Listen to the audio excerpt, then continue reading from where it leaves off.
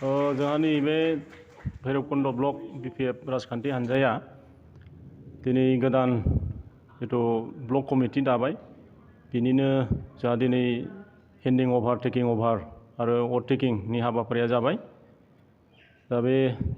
फैबाय थानाय समाव जों प्राइमारि लेभेलाव जों BPF राजखान्थि हान्जाखौ जोङो एसे रायजोफोरजों मोगा-मोगि जानायनि जोङो हाबाफारि लादों आरो जों गामि गामि थांनानै जोंनि जि समस्या बे समस्याफोरखौ रायजोफोरजों जों सावरायनो थाखाय जों मोनसे सिद्धान्त लादों। दुखुनांथाव जाथाय दिनै जों 1987आव फादार अफ बड'स उपेन्द्रनाथ ब्रह्मनि दैदेननायाव जि मास मुभमेन्ट जादोंमोन बड'लेण्ड आन्दलनाव बेयाव भलन्टियार फर्स बिथांमोना जिउ मोदोम बावनानै दिनै जोङो जिथु बिथांमोना खस्थ' परिश्रम खालामदोंमोन नाथाय दिनै जोङो गासैबो बर' माहारिया दिनै मोनसे दुखु मोनदों। मानो होनोब्ला 2003 सनाव जे BLTजों जिथु BTC मोनसे सुक्ति जादोंमोन आरो बै सुक्तिनि गेजेरजों जों 6 सिडुलनि जिथु कनस्टिटिउसनजों एमेन्डमेन्ट खालामनानै जोंनो जि मेक्सिमाम अट'नमि होदोंमोन 40टा डिपार्टमेन्ट जोंनो खुंथायनि जिथु पावार होदोंमोन नाथाय दिनै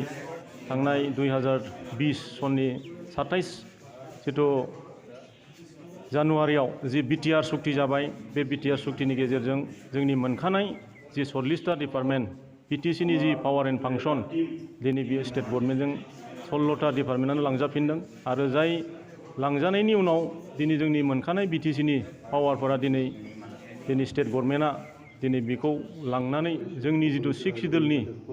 जिथु महर मोखां दिनै बिथांमोना गामि दानख'नायनि गेजेरजों जोंनि 6 सिडुलनि जिथु जुग्राफिकेल एरिया बे जुग्राफिकेल एरियाखौ बिथांमोना दिनै गैया खालामनो षड़यन्त्र खालामबाय थादों आरो जायनि जाहोनाव दिनै जोंनि एक्स भलन्टियार फर्सआ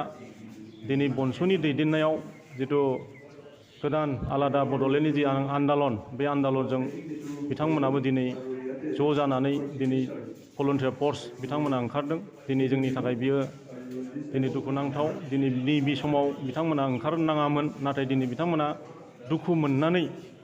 जोंनि बे गोदान बड'लेण्ड सोरजिनायनि जि मुभमेन्ट बेयाव बिथांमोना ओंखारबोदों बेयो जोंनि थाखाय बरायथावना। दिनै भैरबकुंड ब्लक कमिटि BPFनि मोनसे हाबाफारि दंमोन आरो बेयाव जोङो माने जों जा ब्लक कमिटि गोदानै गायसनदों आरो बे ब्लक कमिटिनिनो माने पावार हेन्डअभारनि मोनसे हाबाफारि दंमोन आरो दिनै आं जा मोनसे गोदान BPF राजनितिक हान्जानि ब्लक कमिटि दानाय जाबाय आं आसा खालामदों बे कमिटिया